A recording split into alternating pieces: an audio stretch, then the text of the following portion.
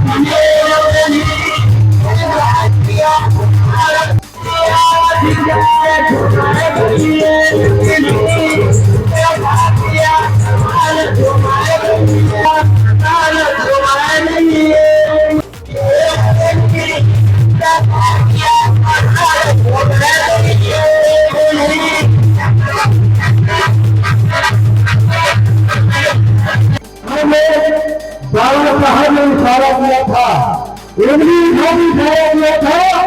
कि हमें भारत की राजधानी दिल्ली में अपना कब्जा करना है।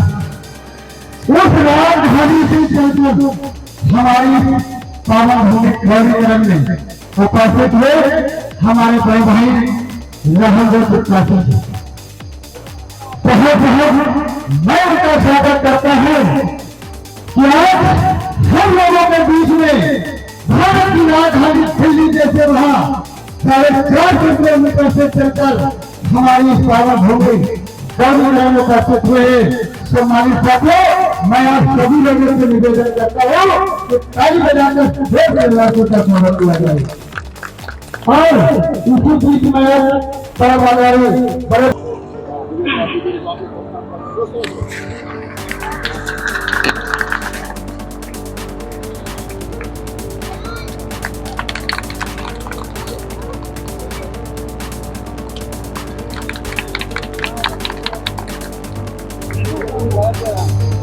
आइए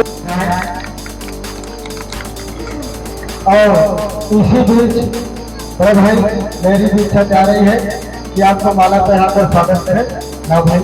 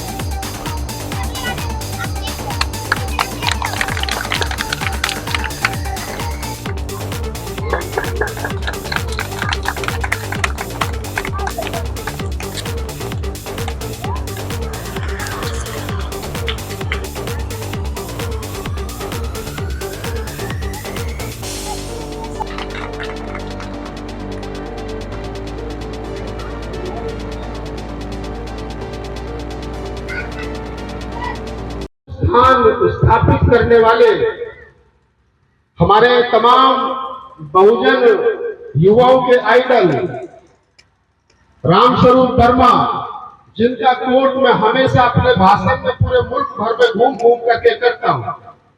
मैं कहता हूं कि बाबा साहब डॉक्टर अम्बेडकर की विरासत को बचाने का और आगे बढ़ाने का काम किसी ने किया उनके जाने के बाद में, तो वो मुट्ठी में गिरने वाले लोग थे, जिनमें वीपी मौर्य, संप्रिय गौतम, जगदेव बाबू कुशवाहा और ऐसे तमाम वो लोग जिन्होंने बाबा साहब डॉक्टर अम्बेडकर की विचारधारा को आगे बढ़ाया।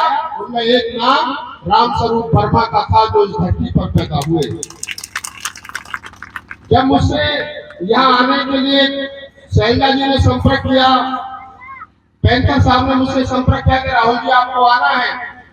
मैंने कहा मेरा स्वास्थ्य ठीक नहीं है, लेकिन जब मुझे मालूम चला कि मैं उस गांव में जा रहा हूं, उस पवित्र भूमि पर मुझे बुलाया जा रहा है जहां रामस्वरूप वर्मा पैदा हुए, जो मेरे आदर्श हैं, जो हमारे सबके नेता हैं, तो मैंने सोचा कि उस धरती को नमन तो करना चाहिए जिस धरती पर ऐसा महापुरुष पैदा हुआ जिसको हम अपना बहुजन आइडल कहते हैं।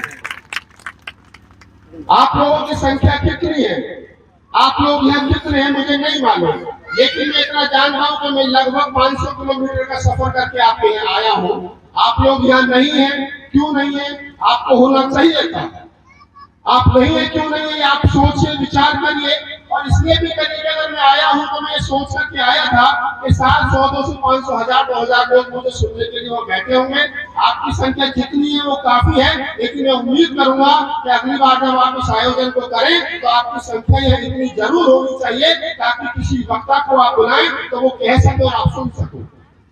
जिस देश के अंदर, जिस दौर में इस मुल्क को हिंदू राष्ट्र बनाए रखने की बात की जा रही हो, इस देश को एक रंग में रंगने की बात की जा रही हो, इस देश के अंदर मनुस्मृति को दोबारा से स्थापित करने की बात की जा रही हो, मैं समझता हूँ कि सहजा जैसे हमारी बहन ये छोटे छोटे प्रोग्राम करके उनके हिंदू राष्ट्र के बीच में रोड़ा गाड़ने का काम कर रहे हैं और ये कहने का काम कर रहे हैं कि जब तक सहजा जैसी बेटी बाबा साहब की जिंदा है तब तक ये देश हिंदू राष्ट्र नहीं बन सकता।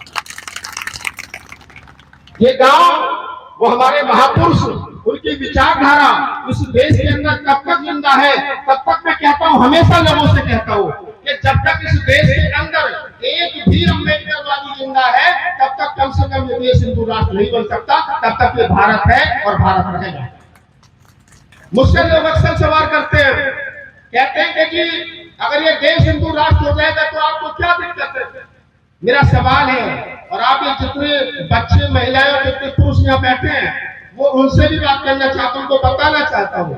आपसे अगर कोई कहे कि ये देश हिंदू राष्ट्र हो जाएगा तो आपका क्या नुकसान है, तो आप उससे सवाल करना, आप उससे पूछना कि तुम्हारे इस हिंदू राष्ट्र के एजेंडा में बुद्ध कहाँ है, कबीर कहाँ है, नानक कहाँ है, रैदास कहाँ है, फूले कहाँ है, रामस्वरूप वर्मा कहाँ है, जगदेव बाबू कुशवाहा कहाँ है, डॉक्टर अम्बेडकर, मानव साहब, कांसी राम कहाँ है आपके हिंदू राष्ट्र के एजेंडे में? जब मेरे 2500 साल के पुरखे नहीं है तो मैं समझता हूँ मैं भी नहीं हूँ, इसलिए मैं हिंदू राष्ट्र का विरोध करता हूँ। और पाले रहिए सपना, खूब पालिए सपना, किसने मना किया है? आप इसको हिंदू राष्ट्र बनाइए। कोई खालिस्तान से आवाज उठाता है कि खालिस्तान बनना चाहिए, कोई कहता है कि हमको इसको तो पाकिस्तान की तरह हिस्सा चाहिए, लेकिन आप याद रखना, बिल्कुल डरने की जरूरत नहीं है। जब तक इस देश के अंदर बाबा साहब डॉक्टर अम्बेडकर का मजबूत संविधान है, जब तक इस देश के अंदर आप लोग मेरे जैसे लोग हैं, तब तक ये देश भारत था, भारत है और भारत रहेगा। मैं धन्यवाद करता हूँ ये जो हमारे बीच गाने वाले लोग हैं। मैं जब भी कहीं जाता हूँ मुझे इस प्रकार के लोग मिलते हैं तो मैं कहता हूँ कि ये वो लोग हैं। राहुल नागपाल तो पहली बार शायद इस प्रकार की किसी छोटी सभा में मैं आया हूँ, मैं नहीं पहुंच पाता, हर जगह मेरी अपनी व्यस्तता है, लेकिन मैं कहता हूं कि ये वो लोग हैं जिन्होंने गाने के माध्यम से, गीत के माध्यम से आप तक, आपके घर घर तक अम्बेडकर बात को पहुंचाने का काम किया है। तो ये साधु बात के पात्र है, ऐसे लोगों को बुलाया करो। 100, 200, 500 लोगों के बीच में कम से कम भीम गीत जाएंगे, बुद्ध के, कबीर के, नानक के, रैदास के विचार जाएंगे, तो अम्बेडकर बात जिंदा रहेगा, फूले बात जिंदा रहेगा। वर्तमान समय में देश के अंदर एक काम बहुत कठिन है, और वो काम कठिन ये है, आपको कोई खतरा नहीं है, हमको कोई खतरा नहीं है, आपको सिर्फ एक काम करना है। वो काम ये है जो बाबा साहब डॉक्टर अम्बेडकर कह करके चले गए, जो बुद्ध, कबीर, नानक, रैदास कह करके चले गए, उनकी विचारधारा को जिंदा रखना और उन बातों को आगे बढ़ाना, ये इस दौर में करते रहिए। और अगर इतना सा काम आपने पूरी ईमानदारी के साथ कर लिया तो राहुल नागपाल की गारंटी है, इस देश में अम्बेडकर बात को कोई खत्म नहीं कर सकता। हमें कुछ नहीं करना, हमें सिर्फ बाबा साहब डॉक्टर अम्बेडकर जो कह करके चले गए उन बातों को आगे बढ़ाना है। और आप जितनी महिला यहाँ बैठी है, मैं आपसे मुखातिब हूँ, आपसे कह रहा हूँ, आप सारे काम करना। बाबा साहब डॉक्टर अम्बेडकर की कोटेशन है कि सुबह को 2 घंटे बचती है, एक स्कूल की और एक मंदिर की। आपने करना है, अपने बच्चों को स्कूल भेजोगे तो पढ़ लिख करके IAS बनेंगे, मंदिर भेजोगे तो पूरी जिंदगी भिखारी बनेंगे। अब तय कर लो कि स्कूल भेजोगे या मंदिर भेजोगे, एक तो काम ये कर लेना। एक बात बाबा साहब डॉक्टर अम्बेडकर ने और कही थी, वो आपके साथ साझा करता हूँ। बाबा साहब डॉक्टर अम्बेडकर ने कहा था कि एक काम कर लेना, एक तो तुम मंदिर जाना बंद कर लेना और दूसरा ब्राह्मण को घर में बुलाना बंद कर देना, इस देश के अंदर से ब्राह्मणवाद खत्म हो जाएगा। 2 काम कर लेना। मैं वही कह रहा हूँ, बाबा साहब डॉक्टर अम्बेडकर जो कह करके गए, पहला बच्चों को स्कूल भेजना, मंदिर मत भेजना, और दूसरा तुम मंदिर में मत जाना और ब्राह्मण को घर में मत बुलाना। इस देश के अंदर से ब्राह्मणवाद 6 महीने में खत्म हो जाएगा, मेरी गारंटी है। इस ब्राह्मणवाद को हमने पोषा, हम इसके पोषक हैं, हम इसको रोक रहे हैं, हम इसको आगे बढ़ाने का काम कर रहे हैं। मैं कह रहा हूं कुछ करने की जरूरत नहीं है, कुछ भी तो करने की जरूरत नहीं। लोग डरते हैं साहब मुकदमा हो जाएगा। मैं पूरे देश में जाता हूं, लाखों की भीड़ में बोलता हूं, 1-1 घंटा भाषण देता हूं। आज तक मुझे बताइए मेरा किसी ने कुछ बिगाड़ा नहीं। क्यों? क्योंकि मैं वो कहता हूं जो मेरे पुरखे कह करके चले गए। बुद्ध, कबीर, नानक, रैदास, फूले, साहू जी महाराज, रामस्वरूप वर्मा, जगदेव बाबू कुशवाहा, डॉक्टर अम्बेडकर, मानव साहब, कांसी राम जो कह करके चले गए, मैं उनकी पहली बात को आगे बढ़ा रहा हूं। मेरा कोई क्या बिगाड़ेगा इसमें? मेरा कोई कुछ नहीं बिगाड़ सकता। बाबा साहब डॉक्टर अम्बेडकर ने कहा था, बाबा साहब से कहा कि लोग कहते हैं कि आदमी मर जाता है, बात नहीं मरती। तो बाबा साहब डॉक्टर अम्बेडकर ने कहा कि बात भी मर जाती है, अगर उस बात को रिपीट करने वाले लोग ना रहे तो जरूरत है बाबा साहब डॉक्टर अम्बेडकर की बात को रिपीट करते रहना। और ये जितने बच्चे बैठे हैं, इनसे उनकी माओ से कह रहा हूं मैं, ये 6 किताब अगर स्कूल की पढ़ते हो तो उनको 20 रुपए की किताब बाबा साहब डॉक्टर अम्बेडकर का जीवन संघर्ष ला करके दो। उससे कहा करो कि एक हफ्ते में 4 पेज इस किताब के भी पढ़ाकर, ताकि इनमें से नए बच्चों में आने वालों में अम्बेडकरवाद पैदा हो, ताकि इनको पता चल सके कि इनकी मुक्ति का जो रास्ता है और मुक्ति के जो दाता है वो बाबा साहब डॉक्टर अम्बेडकर है, कोई देवी देवता, कोई चंडी चौड़ा नहीं है। आपको ये बात समझनी चाहिए। आप लोगों ने मुझे बुलाया, मैं नमन करता हूं धरती को। रामस्वरूप वर्मा की धरती है, वो अर्चक संघ के संस्थापक थे और अर्चक पद्धति आज देश के अंदर इतनी मशहूर है कि अर्चक नाम आते ही मनुवादियों के चूल हिल जाते हैं, अर्चक नाम आते ही मनुवादियों के पेट का पानी हिल जाता है।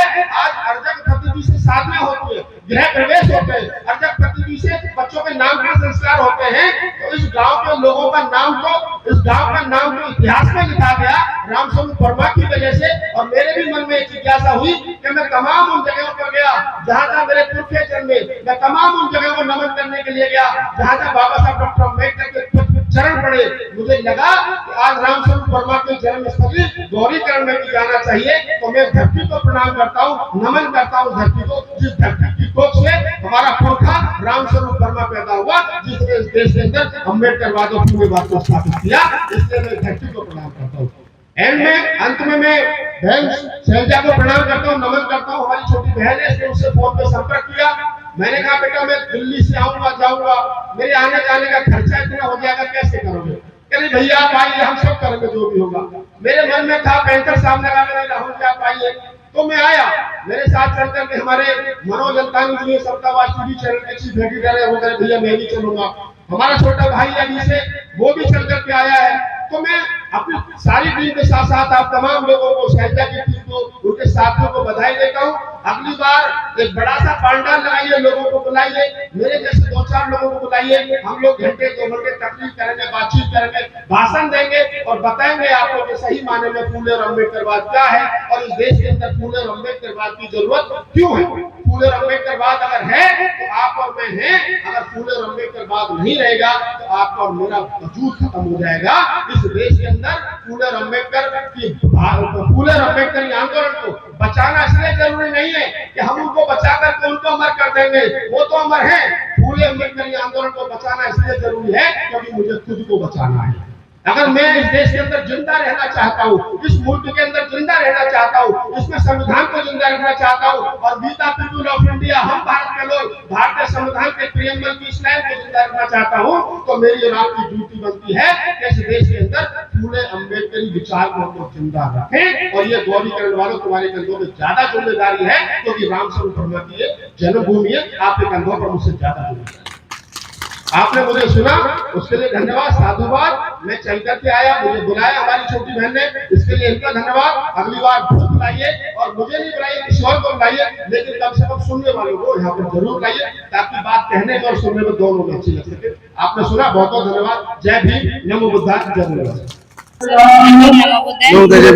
सर मैं ये चाहती हूँ कि मेरे गांव में माननीय श्री रामस्वरूप वर्मा जी का जन्म हुआ, ठीक है। उन्होंने इतना बड़ा मिशन चलाया, हम लोगों को इतना बड़ा संघर्षशील उनका जीवन रहा। इसके बाद वो यहाँ से चले जाने के बाद उनका मिशन चलाने वाला कोई नहीं बचा। जब नहीं बचा तो मैं जब धीरे धीरे बड़ी हुई, मुझे पता चला कि मेरे गांव की ऐसी शख्सियत ने जन्म लिया है जो हिंदुस्तान की धरती पे जाने जाते हैं। भारत की धरती पर जाने जाते हैं। मुझे नहीं पता था पहले कि मेरे गांव से ही ऐसे शख्सियत ने जन्म लिया है। जब मैं बहुत सारे कार्यक्रमों में जाने लगी, मुझे पता चला कि ऐसा ऐसा है, तो मैंने अपने गांव में प्रण किया कि मैं अब उनका मिशन आगे लेके जाऊंगी। तो मेरे पापा जो थे वो हमेशा से जन्म से ही पहले से ही बातें करते रहते थे कि बाबा साहब ने ये किया, बाबा साहब ने वो किया। उसके बाद उन्होंने बताया कि एक बाबा और हुए थे अपने, उनका नाम था रामस्वरूप वर्मा जी। तो मैंने कहा अच्छा, कहने लगे उन्होंने इतना संघर्ष किया इस गांव के लिए, इस पूरे देश के लिए कि उनके संघर्षों की कल्पना नहीं की जा सकती है। अर्चक संघ तो हिंदुओं के खिलाफ काम करता है या हिंदू की विचारधारा को वो नहीं मानते हैं। और देश को कुछ लोग यहाँ तक की जो सत्ता में है वो चाहते हैं हिंदू राष्ट्र बने, तो कैसे आप उनसे मुकाबला कर पाएंगे? सर मैं उनसे बहुत जल्द से बहुत तेजी से मुकाबला करूंगी। क्या रणनीति है? रणनीति मैंने सर अपने गांव से लेकर सारे क्षेत्र में बना रखी है और मैं इसका बहुत जल्दी ही काम शुरू करने वाली हूँ। जगह जगह उनका मिशन डालने वाली हूँ और मैं हर दिन यही कहती रहती हूँ कि मेरी समाज आगे बढ़े, उनका काम करे, मेरा गांव जैसा था वैसा फिर से हो जाए और एक दिन मेरे रामस्वरूप वर्मा जी का मिशन आगे न आगे चलता रहे। मतलब उनके सपने को आगे बढ़ाने का काम, उनके सपने को आगे बढ़ाने का काम।